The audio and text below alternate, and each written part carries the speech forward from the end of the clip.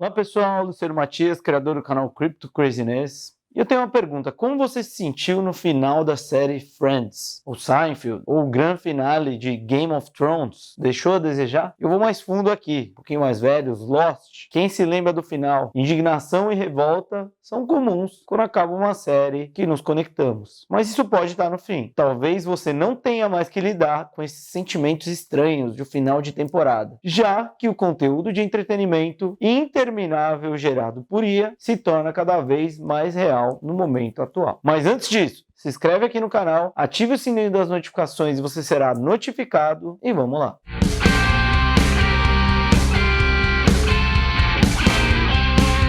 Bom, recentemente a Deloitte soltou um reporte sobre a criatividade na era dos modelos de IA generativa. Lendo o reporte pensando que, segundo a McKinsey, as áreas de marketing e vendas serão as mais impactadas, eu resolvi trazer aqui alguns pontos que eu considero muito importantes no momento que a gente vive com relação à inteligência artificial, principalmente para os profissionais nas áreas de publicidade e entretenimento. Bom, gente, o mundo da mídia e da narrativa não é estranho a mudanças. As mudanças fazem parte disso desde sempre. Desde a era das narrativas verbais ainda até a revolução digital, o cenário da mídia continuou a evoluir cada vez mais, constantemente mudando-se e se adaptando ao espírito dos tempos, né? Hoje estamos à beira de uma encruzilhada importante, marcada pelo que podemos chamar de comoditização do conteúdo digital, impulsionado pela inteligência artificial generativa. Essa nova fronteira traz desafios e oportunidades que poderiam, e já estão fazendo isso até, redefinir o espaço da mídia e da narrativa desses projetos, como conhecemos atualmente. Se a gente for parar para pensar, gente, que em apenas 18 meses, as ferramentas de IA generativa para imagem evoluíram de o que a gente pode chamar de outputs, que assemelhavam a peças de arte interpretativas ou abstratas, para imagens hiperrealistas, que já mudaram as fronteiras da nossa percepção entre artificialidade e realidade. E a gente pode citar aqui a peça The Electrician, que em abril de 2023 ganhou o Sony Award Photography,